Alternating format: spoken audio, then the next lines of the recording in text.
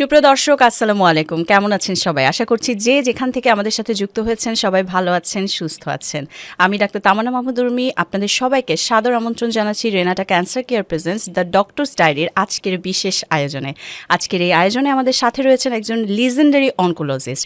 সুপ্রিয় দর্শক, আমাদের সাথে রয়েছেন professor doctor Sarwar Alam sir, যিনি প্রাক্তন চেয়ারম্যান ক্লিনিক্যাল অনকোলজি বিভাগ, বাংলাদেশ মেডিকেল ইউনিভার্সিটি, এবং তিনি বর্তমানে কনসালটেন্ট ক্লিনিক্যাল অনকোলজিস্ট হিসেবে রয়েছেন, কাজ করছেন এবং চিকিৎসা সেবা দিচ্ছেন বাংলাদেশ ক্যান্সার সোসাইটি হসপিটাল এবং হেলথ অ্যান্ড হোপ হসপিটালে। স্যার, আসসালামু আলাইকুম। আপনাকে সাদর আমন্ত্রণ জানাচ্ছি আমাদের আজকের আয়োজনে এবং ধন্যবাদ জ্ঞাপন করছি আমাদেরকে সময় দিয়েছেন সেজন্য। কেমন আছেন স্যার? ওয়ালাইকুম আসসালাম, আমি ভালো আছি। আপনারা ভালো আছেন? জি স্যার, আলহামদুলিল্লাহ ভালো আছি স্যার। আমরা অত্যন্ত আনন্দিত আপনাকে আজকে আমাদের সাথে যুক্ত করতে পেরে। আমরা আজকে আপনার জীবনের কিছু অজানা তথ্য আসলে জানতে চাই। প্রথমে স্যার আমরা শুরু করতে চাই, আমরা তো আপনাকে এভাবে পেয়েছি sir, professor doctor Sarwar Alam হিসেবে। যে অংশটা আমাদের অজানা রয়েছে একেবারে শৈশব থেকে যদি শুরু করি, তাহলে স্যার কোন দিক থেকে আপনি শুরু করতে চাইবেন? এমন কোনো ঘটনা যেটা আপনাকে এখন নস্টালজিক করে দেয়? অনেক ধন্যবাদ। জি স্যার। দীর্ঘ সময়, আমার তো এখন ৬৬ চলছে, তো স্বভাবতই এটা একটা দীর্ঘ জার্নি এবং অনেক চড়াই উতরাই এবং অনেক ঘটনা দেখে দেখে আমি এই পর্যন্ত এসেছি। তো আমার জন্ম ১৯৬০ সনে। তো স্বভাবতই এটা ২০২৫ ৬৬তে পা দিয়েছি। তো আমার শৈশব কাটে কিন্তু একটা প্রত্যন্ত অঞ্চলে, সেটা হচ্ছে মেলান্দ উপজেলা, এখন উপজেলা, আগে এটা থানা ছিল। এটা জামালপুর জেলার একটা থানা। আমার বাবার চাকরি সুবাদে আমাদের সেখানে আমরা বড় শৈশবটা ওখানে কাটে। তো সেই সময় যা হয় যে একটা থানার অবস্থা থাকে শান্ত, নিথর, কোনো হইচই নাই, যানবাহনের শব্দ নাই, ওরকম একটা পরিবেশ। কিন্তু মেলান্দ থানার কিছু বিশেষত্ব ছিল, সেটা হচ্ছে যে ওখানে একটা ভালো স্কুল এবং একটা ভালো কলেজ, এবং হচ্ছে ওইটার একটা জামালপুর থানার একটা ঐতিহ্যবাহী, জামালপুর জেলার ঐতিহ্যবাহী একটা থানা ছিল আর কি। তো ওখানে আমরা ক্লাস 4 পর্যন্ত পড়ি। সেটা হচ্ছে ৬০ দশকের শুরুতে। ধরা যাক, আমার প্রথম যে জিনিসটা স্মরণে আসে ১৯৬৪ সনের কথা। তখন আমার বয়স 4 বছর মাত্র, কিন্তু আমার স্মৃতি আছে। স্মৃতিটা কীরকম সেটা হচ্ছে যে আমার বাবা থানার রাজস্ব কর্মকর্তা ছিল। তো আমরা ওই যে রাজস্ব অফিসের যে স্টাফ কোয়ার্টার, ওখানে আমাদের বসবাস ছিল। তো ওই অফিসটা ছিল একটা পুরাতন জমিদার বাড়ির একটা বিল্ডিং, বা সেই সময়কার যারা ব্রিটিশ আমলে জমিদার ছিল তাদের একটা বসত বাড়ি। পরবর্তীতে এটা রাজস্ব অফিস হিসাবে হয়। তো অফিসের ধরনটা যা হয় সেটা হচ্ছিল যে একটা মানে জমিদার বাড়ির যে ক্যারেক্টারিস্টিক সেগুলো ছিল আর কি। বড় বড় থাম, তারপরে বিভিন্ন ধরনের নকশা ডিজাইন করা বাড়িটা, আর পাশেই ছিল স্টাফ কোয়ার্টারটা। তো এই কথাটা আমি এই কারণে বললাম যে আমাদের প্রবল আকর্ষণ ছিল কিন্তু অফিসের কি হয়, মানে মানুষ আসছে। আর তখন আপনারা জানেন যে ৬০ দশকে সেটা হচ্ছিল যে ব্রিটিশ আমলের পরে আমাদের যখন আমরা দেশ বিভাগ হলো আর কি, পূর্ব পাকিস্তান এবং ভারত। তো সেই সময় কিন্তু আমাদের অর্থনৈতিকভাবে আমাদের ছিল, সরকারের বড় আয়ের একটা অংশ ছিল কিন্তু রাজস্ব, খাজনা, ওই ল্যান্ড থেকে খাজনা। তো স্বভাবতই রাজস্ব অফিসগুলোর অনেক কর্মকাণ্ড ছিল, ব্যস্ততা ছিল। ব্যস্ততা ছিল, মানুষ অনেক আসতো, অনেক যেত। আসতো, এটা আমাদের একটা আকর্ষণ ছিল, এটা ভালো যে নানা লাগতো। রকম মানুষ আসতো। এবং বাবা যেহেতু ওই ওই ওখানকারই অফিসের একজন কর্মকর্তা, কর্মকর্তা।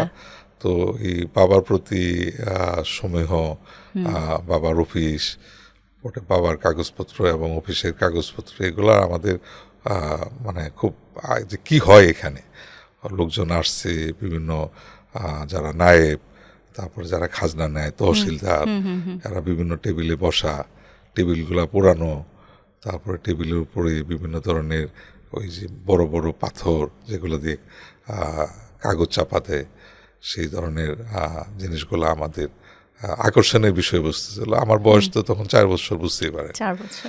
সেই সময় একটা ঘটনা ঘটে, আপনারা যদি স্মরণ করেন বা ইতিহাসের কথা দেখেন, সেই সময় কিন্তু একটা বড় সাম্প্রদায়িক দাঙ্গা হয় আচ্ছা, আচ্ছা। তৎকালীন পূর্ব পাকিস্তানে। সেটা হচ্ছে হিন্দু মুসলমান দাঙ্গা হয়, দাঙ্গা। এবং দাঙ্গাটা সারা বাংলাদেশে ছড়িয়ে যায়।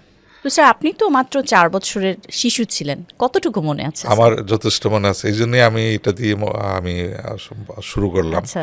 কারণ হচ্ছিল যে এই ঘটনাটা আমাকে খুব রেখাপাত করে, এবং পরবর্তীতে যখন আমি পড়াশোনা করি, বিভিন্ন বই, রাজনৈতিক বই, আমাদের ইতিহাসের বই, তখন আমি দাঙ্গার বিষয়টা আমার এই ওই শৈশবের স্মৃতির সাথে মিলে যায়।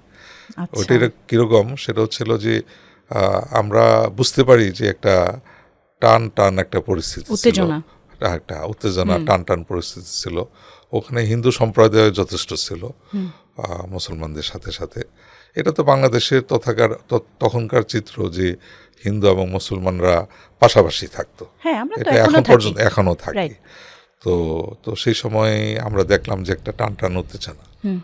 তো যেটা হয় সেটা হচ্ছিল যে আমার পরবর্তীতে আমি দেখছি যে পত্রিকাটা আমার কাছে সংগ্রহীত ছিল আমাদের ভাষায়।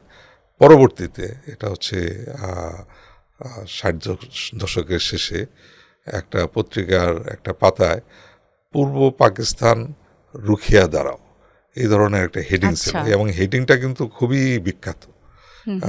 এটা নিয়ে পরে অনেক আমি ইতিহাসের বইয়ে, আমাদের বাংলাদেশের বা পাকিস্তানের ইতিহাসের বইয়ে আমরা দেখছি যে এই পত্রিকার এই হেডিংটা খুবই জনপ্রিয় হয়েছিল, পূর্ব পাকিস্তান রুখিয়া দাঁড়াও। এই প্রসঙ্গটা কেন আসছি, তো দাঙ্গাটার পুরা পরিস্থিতি তো আর আমরা বুঝতে পারিনি, কিন্তু আমরা দেখছি যে আমাদের এক সময় আমরা দেখলাম যে আমাদের ওই অফিসটাতে পুরা ইপিআর বাহিনী, তখন তো বিজিবি ছিল না, বিজিবি তো পরবর্তীতে বিডিআর হয়েছিল, বিডিআর পরে বিজিবি হয়েছিল, কিন্তু প্রথম ছিল ইপিআর। ইপিআর মানে ইস্ট পাকিস্তান রেজিমেন্ট, রাইফেলস। আচ্ছা। তো এই ইপিআর এর বাহিনী তখন উপস্থিত হলো। পরবর্তীতে আমরা শুনতে পাই যে তারা ওখানে দাঙ্গা পরিস্থিতিকে সামাল দেওয়ার জন্য আসছিল। তো এই কথাটা মনে আছে, তখন আমি সম্ভবত ক্লাস 1-এ, তখন তো ছিল না, কিন্ডার গার্ডেন ছিল না, ক্লাস 1-এ আমার মনে আছে, ক্লাস 64-65 সনের কথা। সেই সময় কিন্তু আরেকটা ঘটনা ঘটে, এবং সেই স্মৃতিটাও আমার মনে আছে, যদিও এটার প্রভাব বা এটার যে আফটার ইফেক্ট এগুলো আমরা পাই নাই, কিন্তু আমাদের ছোটোবেলায় আমরা দেখছি যে আমাদের বাবা বা অন্যান্য যারা আছে তারা এই বিষয়টা অনেক উদ্বেগ প্রকাশ করতেছে। সেটা হচ্ছে 1965 সনের পাকিস্তান ভারত যুদ্ধ। আপনারা জানেন সেই সময় একটা যুদ্ধ হয়েছিল, এবং সেই যুদ্ধটা প্রবল, বেশ কয়েকদিন ছিল, এবং অনেক সৈনিক হতাহত হয়েছিল, এবং আমাদের তৎকালীন পূর্ব পাকিস্তানের ইস্ট বেঙ্গল রেজিমেন্ট এবং বেশ কয়েকজন সৈনিক ওখানে শহীদ হয়েছিল। তো এই স্মৃতিটা কেন বলছি, যে তখন আমরা দেখছি যে বেশ নিচু দিয়ে কিছু যুদ্ধ বিমান যেত, তো স্বভাবতই আমরা খুব ভয় পেয়ে যেতাম, কারণ যুদ্ধ বিমানগুলো আমার মনে আছে সেই সময়, আপনারা তো এখন দেখেন যখন ওই মানে বিমানগুলা, বিমান বাহিনীর যে বিমানগুলা প্রচণ্ড শব্দে যায়, তো ওই সময় যে নিচু দিয়ে, বাচ্চারা তো ভয় পাওয়ারই কথা। আপনারা কতজন ভাই বোন ছিলেন? আমরা 7 ভাই 2 বোন। এটা একটা বিশাল ব্যাপার, কারণ সেই সময় ফ্যামিলিগুলা কিন্তু এরকমই ছিল। তো 7 ভাই 2 বোনের ভিতরে ভাইয়ের দিয়ের ভিতরে আমি 5 নাম্বার। আচ্ছা আর হচ্ছে মানে ভাই বোনদের ভিতরে আমি 7 নাম্বার, কারণ আমার 2 বোন হচ্ছে বড় ছিল। আচ্ছা তো 65 ঘটনাটা আমার মনে আছে যে তখন এই মানে সবাই একটা উদ্বেগের ভিতরে ছিল কি হয় কি না হয়। এবং সেই সময় ভারতীয় চর হিসাবে এখন তো অনেক ট্যাগিং হয়, বর্তমানেও অনেক ট্যাগিং হচ্ছে। তো সেই সময়ও কিন্তু ভারতীয় চর সন্দেহে অনেকেরই ট্যাগিং করতে আমরা শুনছি আর কি। যদিও আমাদের বয়স তখন 4-5, কিন্তু আমার এটা মনে আছে যে ভারতীয় চর কিনা এটা সন্দেহ করা হতো। তো ওই রকম একটা অবস্থা দিয়ে পরবর্তীতে আমি মেলান্দহের অনেক শৈশবের স্মৃতি আছে।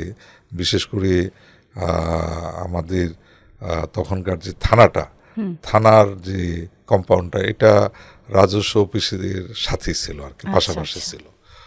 তো ওই থানায় আমরা মাঠে খেলতাম। ওখানে যারা ওই ওসি, অফিসার কমান্ডিং, অর্থাৎ হলে থানার যে প্রধান, তার ছেলেমেয়েরা, তার পরিবার, তারপরে যে যারা এসআই টেসআই ছিল তখন, এখন এই শব্দটা খুব অপ্রচলিত, কিন্তু তখন কিন্তু এই শব্দটা খুব প্রচলিত ছিল। এবং পরবর্তীতে আমি মানে এটা সার্চ করি যে দারোগা বলতে কি বোঝায়। তখন কিন্তু দারোগা বলতে হচ্ছে যে এখন যারা সাব ইন্সপেক্টর তাদেরকে দারোগা বলা হতো। মানে এটা ব্রিটিশ আমল থেকে এই শব্দটা প্রচলিত ছিল। তো দারোগাদের ফ্যামিলি টেমিলি এদের দারোগারা কি খুব রাগী হতো নাকি স্যার? এখন তো রাগী বুঝাতে দারোগা বলা হয়, ইউজ করা হয় কি এদের একটা কলোনিয়াজম, অর্থাৎ ব্রিটিশ যে প্রশাসনের এরাই তো উত্তরসূরি। তো ওই মানে ব্রিটিশ আমলে কিন্তু ওই থানাকে তখন কিন্তু আর্মি ডিপ্লয় কথায় হইতো না। তখন মূলত আইন শৃঙ্খলাটা ওই থানার পুলিশ দিয়ে বেশি হতো।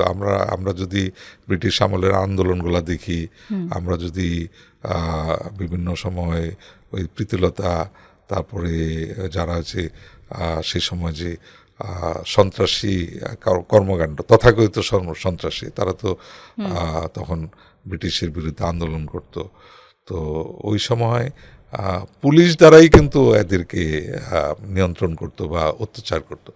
সেটার একটা কিন্তু একটা ফ্লেভার, যে প্রশাসনে তাদের যে ব্রিটিশ আমলে যে দাপট, সেটার একটা ধারাবাহিকতা কিন্তু ছিল। এবং দুঃখজনকভাবে হলো সেই ধারাবাহিকতাটা কিন্তু আজও আছে, আমরা এটা দেখি। সেটার কিন্তু বীজ কিন্তু বপিত হয়েছিল ব্রিটিশ আমলে এই পুলিশ সার্ভিস বা ওদের প্রশাসনের থেকে। যা হোক, আপনি যেটা বলছেন সেটা হচ্ছে যে যেহেতু আমরা অফিসারের ছেলে মেয়ে ছিলাম, তারাও ওই পুলিশের ছেলে মেয়ে ছিল, ওই এটা আমাদের আসতো না। কিন্তু যেটা হচ্ছে যে থানাতে আমরা মেলান্দর একটা আমার মনে আছে যে তখন সামাজিকভাবে বেশ ভালোই দলাদলি ছিল। প্রতি বছরই কিন্তু আমরা দেখতাম যে খুন খারাপি হইতো। এবং মানে 2টা বড় বড় ওই থানার বিখ্যাত গ্রাম ছিল। এখন আমার আছে, এখনো গ্রামটা আছে, আমি নাম শুনছি, যারা মানে মেলান্দ থানা থেকে আমার চাকরির সুবাদে বিভিন্ন সময় কানেক্টেড হয়েছে। ওইটা একটা থানা, গ্রামের নাম হচ্ছে দেউলাবাড়ি, আর একটা হচ্ছে আরেকটা নাম আমার মনে নেই। এই 2টা থানা গ্রামের মানুষের সাথে একটা ক্ল্যাশ, যেটা আমরা বিগত বছরে ব্রাহ্মণবাড়িয়াতে দেখছি। ব্রাহ্মণবাড়িয়াতে প্রায় এই ঘটনা, এই কয়েকদিন আগেও ব্রাহ্মণবাড়িতে ঘটনাটা ঘটছে। তো এই গ্রামে গ্রামে ক্ল্যাশ হইতো এবং আনফর্চুনেটলি খুনাখুনিও হইতো। তো যেটা হচ্ছে যে ওই কেন এই প্রসঙ্গটা আসলো, থানাটা ছিল পাশেই। তো স্বভাবতই যখন খুনাখুনি হইতো তখন আইন শৃঙ্খলার ব্যাপার ছিল, মামলার ব্যাপার ছিল। তখন আমরা দেখতাম যে 2 গ্রামের প্রচুর মানুষেরা এসে থানার কম্পাউন্ডে ভিড় করতো, তাদের হাতে লাঠি, আপনারা তো খেলতেন স্যার আমরা খেলতাম, মাঠে, কিন্তু যখন খেলতে খেলতে দেখা আর কি। দেখা কিন্তু তখন যখনই প্রচুর মানুষ আসতো তখন আমাদের খেলা কি, তখন তো এদেরই খেলাধুলা দেখতাম যারা কি করতেছে। হ্যাঁ। তো মানুষের যে আমাদের যে সামাজিক যে তখনকার পরিস্থিতি যদিও শান্তশিষ্ট ছিল, কিন্তু এই যে মানে মানুষে বা গ্রামে গ্রামে যে দলাদলিটা, সেটাও কিন্তু সে সময় আমাদের চোখের দেখা। তো আমার তখন যেটা মনে আছে যে আমি তখন প্রাইমারিতে, তো ওখানে প্রাইমারি একটা সরকারি প্রাইমারি স্কুল ছিল। এখানে একটা প্রসঙ্গ আমি আনি, এই প্রসঙ্গটা আমার মনে হয় যে আজকের প্রেক্ষাপটে আপনাদের জানানো উচিত। সেই সময় কিন্তু আমাদের দেশে এনজিও কাজ করতো, এটা আপনারা অবাক হবেন। এনজিওর প্রথাটা বা এনজিওর ট্রেন্ডিংটা কিন্তু শুরু হয় স্বাধীনতার পরে, আমাদের ৭১-এর পরে, যখন আমাদের আর্থসামাজিক অবস্থাটা খুবই দুর্বল বিধ্বস্ত ছিল, তখন প্রচুর বিদেশি এনজিও তারা ঢুকে বিভিন্ন ধরনের সাহায্য সহায়তা করছে। তো সেই সময় কিন্তু এনজিও প্রসঙ্গটা ছিল না, কিন্তু সেই সময় কিন্তু যেটা আজকে খুবই মানে খুবই জনপ্রিয় একটা শব্দ, জিও পলিটিক্স। সেই জিও পলিটিক্স তখনও কিন্তু ছিল। আমার মনে আছে যে তখন কিন্তু তৎকালীন পাকিস্তান কিন্তু চীনের সাথে তাদের সম্পর্ক ভালো ছিল, চীনের সাথে খুবই ভালো সম্পর্ক ছিল। তো ওই আমেরিকার সাথে সম্পর্কটা তত উষ্ণ ছিল না। তো এটুকু আমার মনে আছে, যদিও আমার শৈশব, কিন্তু সেই সময় মনে আছে যে এটা পরবর্তীতে আমি বিভিন্ন ইতিহাসের বই আমি দেখছি। হয়তোবা শৈশবের হালকা পাতলা স্মৃতি আছে, পরে আপনি যখন বই পড়েছেন তখন বা মিলেছেন তখন ওটা কানেক্ট করেছেন। রাইট। এই প্রসঙ্গটা কি? প্রসঙ্গটা হচ্ছে যে এটাকে বলা হচ্ছে উইলো জিপ। এই শব্দটা আপনি যদি আমাদের ইতিহাসের মধ্যে দেখেন, এই উইলো জিপের প্রসঙ্গটা আসবে, বিশেষ করে এনজিওর ইতিহাসগুলা এবং মার্কিন তখন পররাষ্ট্র নীতির ইয়েগুলো আপনারা দেখবেন। উইলো জিপটা হচ্ছে, এখন এই জিপটা পাওয়া যায় না, একটা অলিভ কালারের, কালারটাই ছিল অলিভ কালারের, জলপাই কালারের। এই জলপাই কালারের জিপ তারা এই প্রত্যন্ত অঞ্চল, জামালপুর তখন তো একটা মহকুমা ছিল, এবং মেলান্দোটা তো একটা খুবই প্রত্যন্ত অঞ্চল ছিল, সেখান পর্যন্ত কিন্তু ওই মার্কিন যে পররাষ্ট্রনীতির সুবাদে তারা উইলো জিপ নিয়ে ওখানে বিভিন্ন ধরনের সহায়তা দান করত। সহায়তা দানটা কি আমার মনে আছে, তারা স্কুলে ফুডিং সার্ভিস, যে বাচ্চাদের নিউট্রিশনাল সাপোর্টের বিষয়টা তখন তারা সাপোর্ট করতো। কিটা সেটা হচ্ছিল যে তারা বিভিন্ন ধরনের নিউট্রিশাস খাদ্য বিনামূল্যে স্কুলগুলোতে প্রোভাইড করতো। তো ওই জিনিসগুলো নিয়ে আসতে গেলে তাদের উইলো জিপ বা জিপ লাগে। ওই জিপটার ক্যারেক্টারিস্টিক হচ্ছে যে উঁচু নিচু ভাঙ্গা রাস্তা এসি এগুলা, সেই ওই উইলো জিপের, এটা এখন বলা হয় ইতিহাসে, এটা বলা হয় যে মার্কিন পররাষ্ট্রনীতির একটা বড়, সেটা কিন্তু সারা বিশ্বেই তারা করতো।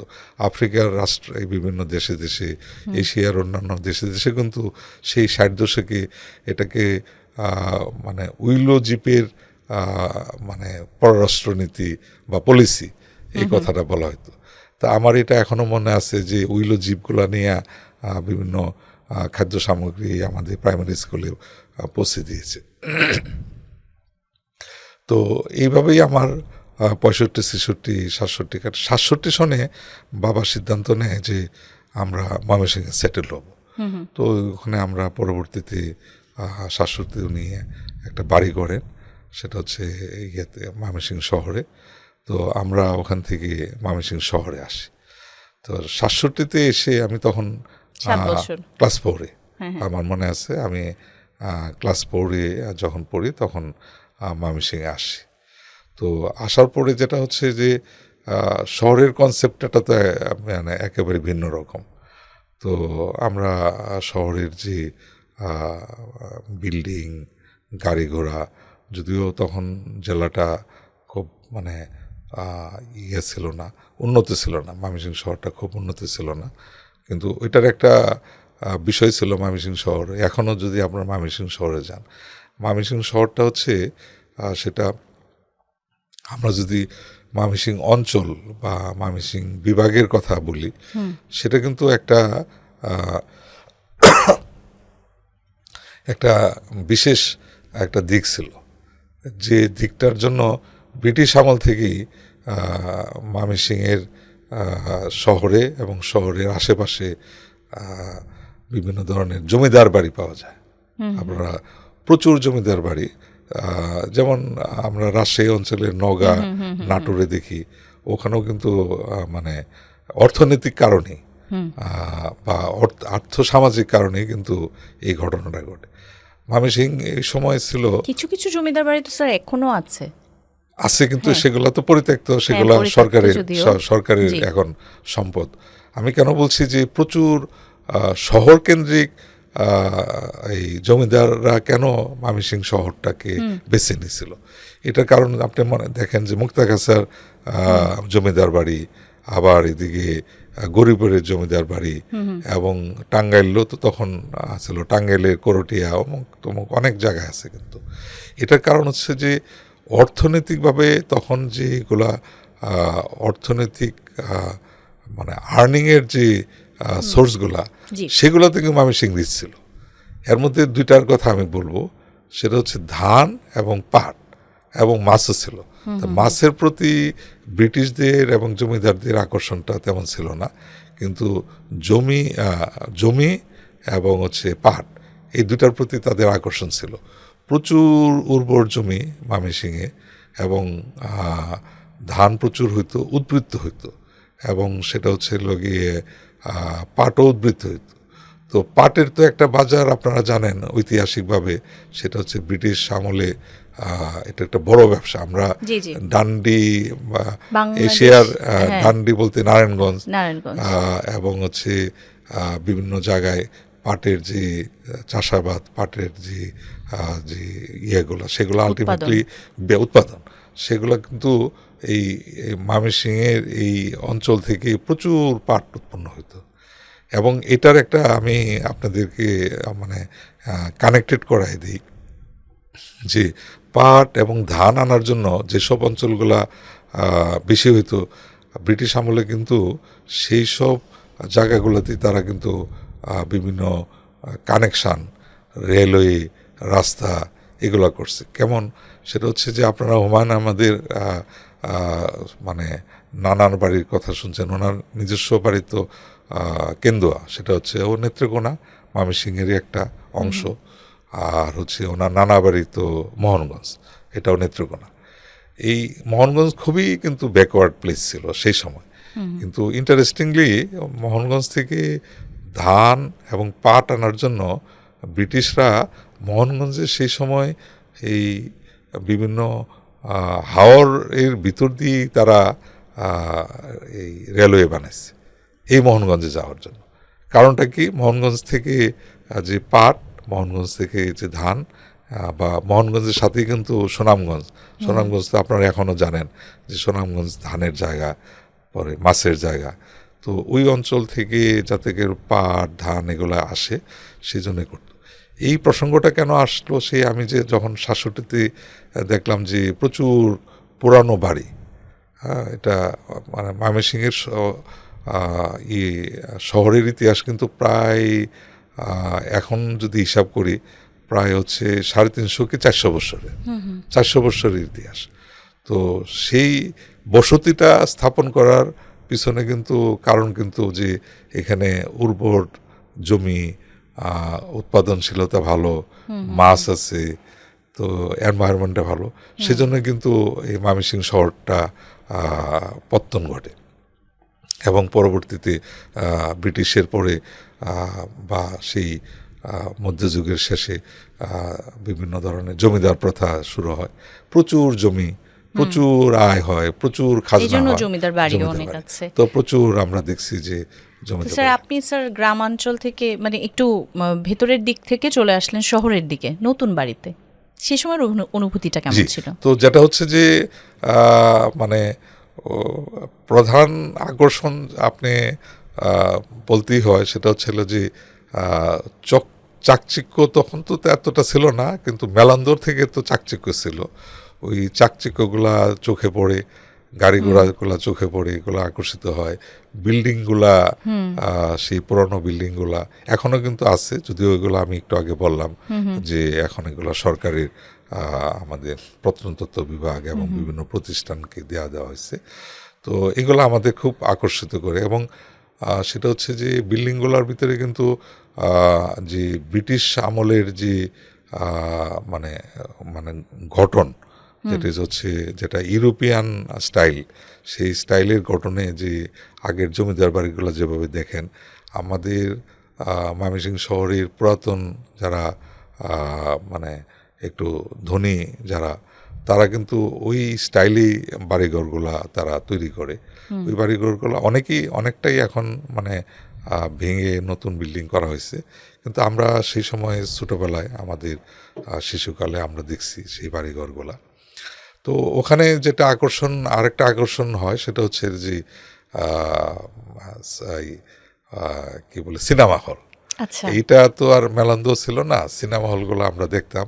তো আমাদের তো সেই অল্প বয়সে, স্যার মনে হয় 67-68 কথা এটা বলছেন। 67-68 7-8 বছরের বাচ্চা তখন আমি আপনি। 7-8 বছর, কিন্তু সিনেমা হলগুলো দেখতাম যে বিশাল বিশাল সিনেমার যে ব্যানারগুলা টাঙানো, বিশাল বিল্ডিং, মানে একটা ঝকঝকে তকতকে ভাব। এবং আমরা কখনো কখনো সিনেমা হলের ভিতরে যে লবিতে, তখন ওখানে সুন্দর সুন্দর ছবিগুলা, রঙিন ছবিগুলা বিভিন্ন টাঙ্গায় রাখা হতো আকর্ষণ করার জন্য। ছবিগুলোর দিকে তাকিয়ে থাকতাম যে কি একটা বিষয় আর কি, ভিতরে কি হয় জানি না। তো আমার প্রথম আমি ছবি মানে সিনেমা হলে ছবি দেখি ময়মনসিংহ শহরে ফার্স্ট, এটা হলো 69-এ। এখন সেই সময় বলতে পারেন যে এটা আমি সম্ভবত ক্লাস 6-এ অথবা 5-এ পড়ি। তো এই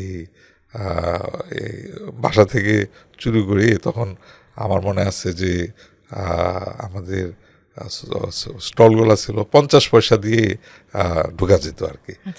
50 পয়সা 1 টাকা এরকম দিয়ে ঢোকা যেত। তো ওই সময় আমার ফার্স্ট ছবি আমার এখনো মনে আছে, সেটা হচ্ছে শহীদ তিতুমির।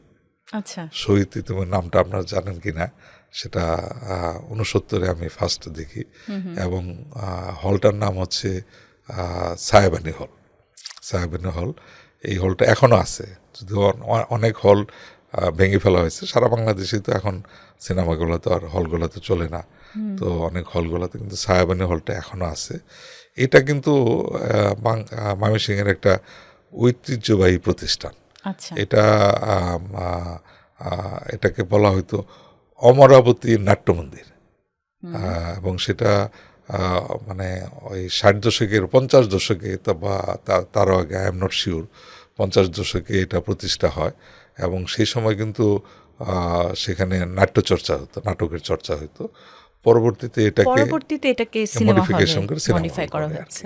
কিন্তু ওই যারা প্রথম দিকের মালিক, তারা একটা কন্ডিশন দিয়ে দিয়েছিল যে ওইটার নামটা উল্লেখিত থাকতে হবে, অমরাবতী নাট্য মন্দির। এখন আছে কিনা জানি না। স্যার বললেন যে বাসা থেকে লুকিয়ে গেছেন। জি। তো সিনেমা হলে বাসা থেকে লুকিয়ে কয়েকজন বন্ধু মিলে গেছেন, বাসায় রেস্ট্রিকশন ছিল তার মানে? জি। ওই তখন এখন কিরকম হয় আমি তো জানি না। তখন ওই মেটিনি শো, তারপর হচ্ছে সন্ধ্যা শোটার নাম জানি কি বলা হতো এটা, আর নাইট শো রাত্রে একটা হইতো। তো আমরা ওই মেটিনি শো, যেটা দুপুরবেলা হয়তো, মেটিনি শোতে গেছিলাম। তো এটা হচ্ছে এরকম আরও ছোট ছোট অনেক ঘটনা ঘটে। তো সেই সময় আমি আমার ওখানে আমি প্রথম প্রাইমারি স্কুল, এটা হচ্ছে আমার এলাকাটার নাম হচ্ছে আকুয়া। ওই আকুয়া প্রাইমারি স্কুলে আমার ক্লাস 4-এ এবং 5-এ পড়ি। 6-এ এসে আমি ভর্তি হচ্ছি মৃত্যুঞ্জয় স্কুলে ভর্তি হই। তো ওই সেই সময় এটা হচ্ছে 68 সন হবে সম্ভবত, 68-69 সন হবে। তো ওইখানে আবারও আমাদের যেটা হচ্ছে শহরে আন্দোলন চলছে, 60 দশকের আন্দোলনগুলো তো আপনার ইতিহাস জানেন। ৬২-র আন্দোলন, হ্যাঁ, হ্যাঁ, ৬৪-র বড় বড় আন্দোলন, আন্দোলন হয়েছে, ৬৬-র ৬৯ ৬ দফা তো গণ আন্দোলন, অভ্যুত্থান হয়েছে। তারপর হচ্ছে ৬৮-তে হচ্ছে ছাত্র আন্দোলন, এবং সেই সময়ে একটা বড় আন্দোলন হয় কিন্তু একটা বই নিয়ে। বইটা হচ্ছে এই মুহূর্তে বইটা না, একটা ইতিহাসের বই। এই ইতিহাসে তখন ইতিহাস বিকৃতি ছিল। তো এই বইটাকে ওই ক্লাস 9-10-এর পাঠ্যপুস্তক করতে চাইছিল তৎকালীন পাকিস্তান সরকার। তো এদিকে তো মানে ছাত্র জনতার আমাদের স্বাধিকার আন্দোলনগুলো চলছিল, এর মধ্যে ৬৮-তে এই বইটা নিয়ে আলাদা ইস্যু করা হয়। তখন কিন্তু 11 দফা আন্দোলনও মানে 11 দফা আন্দোলন কিন্তু চূড়ান্ত রূপ পায় 69-এ, আর ৬৮-তে এই বইটা নিয়ে কিন্তু যথেষ্ট আন্দোলন হয়। পরবর্তীতে এই বইটাকে আর পাঠ্যপুস্তক করা হয়নি। তো আমরা আন্দোলনটা তখন আমি ক্লাস 5-6-এর, তো ওই 69 আন্দোলনের কথা আমার স্পষ্ট মনে আছে। আমাদের কেন মনে আছে সেটা হচ্ছে যে প্রায় প্রতিদিনই কিন্তু মিছিল হইতো, এবং মিছিল মিছিলগুলো বাসার সামনে দিয়ে যেত, স্কুলের সামনে দিয়ে যেত, স্কুলের সামনে দিয়ে, স্কুলের সামনে দিয়ে যেত। তো যেটা হইতো যে আমরা একটু স্বভাবতই চঞ্চলতা ছিল, পড়ার প্রতি তো অনীহা কিছুটা থাকবেই সেই সময়। তো আমরা অপেক্ষা করতাম যে কখন মিছিলটা আসবে, কারণ মিছিল আসা মানে হচ্ছে মানে স্কুল থেকে বেরিয়ে যাওয়া। কারণ হচ্ছিল তখন কিন্তু কলেজ খুব একটা ছিল না, তারপরও কলেজ, স্কুল এবং অন্যান্য যে প্রতিষ্ঠানগুলো থেকে মিছিলগুলা, বিভিন্ন স্কুলের প্রতিষ্ঠান থেকে, স্কুলগুলো থেকে ছেলেপিলেদের বের করে নিয়ে মিছিল বড় করতো আর কি। তো আমার মনে আছে যে আমরা অধীর আগ্রহে অপেক্ষা করতাম যে মিছিল কখন আসবে, মিছিল আসলে আমরা বেরিয়ে যাব। তো 69-এর আন্দোলনটা আমাদের চোখে দেখা যে, এবং সেই সময় আমাদের একজনের কথা মনে আছে, তার নামে এখন একটা কলেজ হয়েছে, এটা কলেজের নাম হচ্ছে শহীদ আলমগীর মিন্টু মেমোরিয়াল কলেজ। এই 69-এর সেটা হচ্ছে সম্ভবত ফেব্রুয়ারি-মার্চের দিকে মিন্টু, আলমগীর মিন্টু, উনি পুলিশের হাতে নিহত হয়। তো এই শহীদ কথা মনে আছে। এবং তারপরে যে ফ্লেয়ার আপ হয়, তখন তো ঢাকায় ডাকসুর নেতৃত্বে কিন্তু 69-এর ছাত্র আন্দোলন চলছিল, 11 দফার আন্দোলন। এবং 11 দফার আন্দোলনের পরিণতি হিসেবে তো পরে 70-এ আমাদের জাতীয় রাজনীতি এবং ইলেকশনে অনেক কিছুই পট পরিবর্তন হয়। তখন আসলে আপনি তো ছোট ছিলেন স্যার, এত রাজনৈতিক মানে এত গভীরতায় হয়তো আপনি যেতে পারেন নাই। আপনি যেটা বললেন স্যার, যে ওই যে একটু আনরেস্ট দেখলে ক্লাস বন্ধ হয়ে যায়, পড়া পড়তে হয় না, এই মজাটা ছিল হয়তো। এই মজাটা ছিল, কিন্তু আমরা রাজনৈতিক সচেতনতা তো তখন আসার তো প্রশ্নই আসে না। কিন্তু তখন আমরা যেটা বুঝতাম সেটা হচ্ছে যে আগরতলা ষড়যন্ত্র মামলাটাও তো তখন হয়, সম্ভবত ৬৮-তে আগরতলা ষড়যন্ত্র মামলা হয়। আপনাদের ওই সময়ে যারা আপনারা শিশু ছিলেন সবাই তো এই রাজনৈতিক ইতিহাসের সাক্ষী।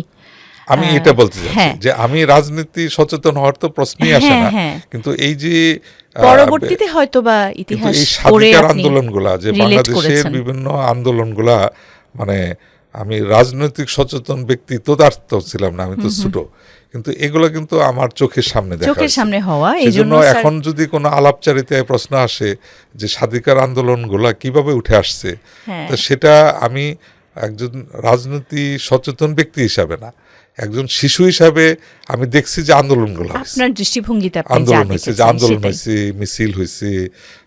আমার মনে আছে যে আমার ওখানে কিন্তু স্কুলেও কিন্তু এই ছাত্র সংগঠন ছিল। তাহলে স্যার এই যে এতটা আনরেস্ট ছিল, ৭১ সালে মুক্তিযুদ্ধ হলো, তারপরেও তো বিধ্বস্ত বাংলাদেশ, পড়াশোনায় কি আমি বলি সেটা হচ্ছিল যে ৭১-এ আমি তখন ক্লাস 7-এ। আচ্ছা, ৭১-টা তো আমার স্পষ্ট তখন মনে আছে। ৭১-এ এই ময়মনসিংহ শহরে আন্দোলনটা মানে খুবই অন্যান্য জেলা শহরগুলোর মতোই বিশেষভাবেই এটা গড়ে উঠছিল আন্দোলনটা। মানে বিশেষ করে ৭ই মার্চের পরে যে অসহযোগ আন্দোলনের যে মিছিল মিটিংগুলা আমরা দেখছি চোখের সামনে, প্রতিদিনই মিছিল মিটিং হইতো, এবং তখনের এখনকার যে এই স্লোগানগুলো একটু কমে আসছে, কিন্তু তখন এই স্লোগানগুলো ছিল যে তোমার আমার ঠিকানা পদ্মা মেঘনা যমুনা, এই স্লোগানগুলো কিন্তু আমরা শুনছি সেই 69-71 যে তখন আমি ক্লাস 7-এ, একেবারে পুরোপুরি আমার স্মৃতিগুলো তো জল করতেছে। আমার যেটা মনে আছে সেটা হচ্ছে যে তখন মানে ক্লাস টাস তো হইতই না আমাদের, সেটা 1971-এর প্রথম দিকে আমরা যে ক্লাস 7 উঠছি, হইতই না, প্রতিদিনই মিছিল মিটিং হইতো। ঢাকায় কি ঘটনা ঘটছে এতটা তো আমরা কিশোর হিসাবে এতটা মনে আসতো না, কিন্তু মানে আন্দোলন হচ্ছে, মিছিল হচ্ছে, মানে এই শেখ মুজিবুর রহমানের আওয়ামী লীগ জিতছে, এইগুলা কথা তো আমরা দেখছি আর কি, তাকে ক্ষমতা দিচ্ছে না, এটা আমাদের মনে আছে। তো যেটা হয় সেটা হলো যে আমি এখানে 25শে মার্চের আগে আমার মনে আছে যে 23শে মার্চে তখন কিন্তু পাকিস্তান দিবস পালিত হইতো, আপনারা জানেন কিনা, পাকিস্তান দিবস পালিত হইতো 23শে মার্চে। আর 14ই আগস্ট তো পাকিস্তানের স্বাধীনতা দিবস, 14ই আগস্ট। তো 23শে মার্চে তখন তৎকালীন পূর্ব পাকিস্তানের যারা ছাত্রনেতা এবং রাজনীতিকরা তখন 23শে মার্চকে তারা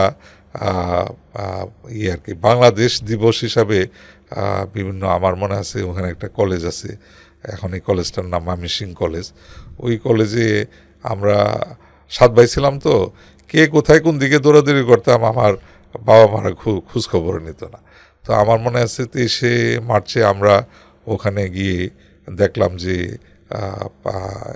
তখন পূর্ব পাকিস্তানের বাংলাদেশের পতাকা, তখন বাংলাদেশের পতাকাটা কিন্তু এখনকার মতো ছিল না, তখন মাঝখানে কিন্তু একটা ম্যাপ ছিল, হলুদ ম্যাপ ছিল, সেই ম্যাপটা, সেই পতাকাটা দিয়ে তখন ওখানে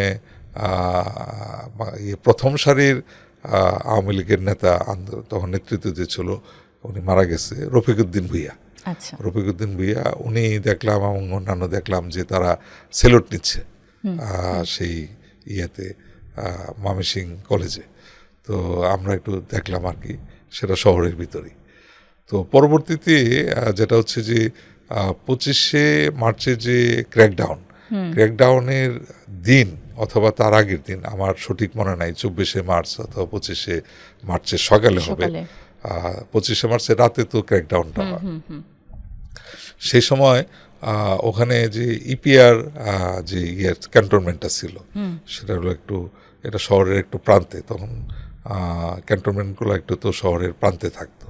তো ওই ইপিআর যে ক্যান্টনমেন্টটা ছিল ওখানে যারা মানে নন বেঙ্গলি আর কি, যারা ছিল না, অবাঙালি যে সিপাহী বা যে ইয়েটা ছিল, তারা ওখানে একটা মানে ঘটনা ঘটায়, ওরা মানে চড়াও হয়, বিদ্রোহ মানে তারা বাঙালিদেরকে নিরস্ত্র করার একটা উদ্যোগ নেয়। তো তখন ওখানে বাঙালি এবং অবাঙালি পিয়ারদের একটা গোলাগুলি হয়, সেটা শহর থেকে প্রায় 2-2.5 কিলোমিটার একটু মানে শহরের থেকে একটু শহরতলি এলাকায়, এটা এখন আছে। তো এই আমরা শুনতে পেলাম যে ওখানে এরকম হচ্ছে, গোলাগুলি হচ্ছে। তো আমাদের তো যে বললাম যে 7 ভাই, তো কে কোথায় কোন দিকে যাচ্ছে, তো আমরা মানে অন্যান্য লোকজনের সাথে আমরা ওই ইপিআর যে ক্যান্টনমেন্টে গিয়ে দেখলাম যে কিছু অবাঙালিকে ধরে নিয়ে আসছে, কিন্তু কে কতজন হতাহত হয়েছে এটা আমার এখন আর মনে নাই। তো এই ঘটনাগুলো আমরা দেখছি যে অসহযোগ আন্দোলন, এরকম এর ঘটনা, এবং আরেকটা জিনিস আছে, ইতিহাস বাংলাদেশে, সেগুলো সাক্ষী আপনারা।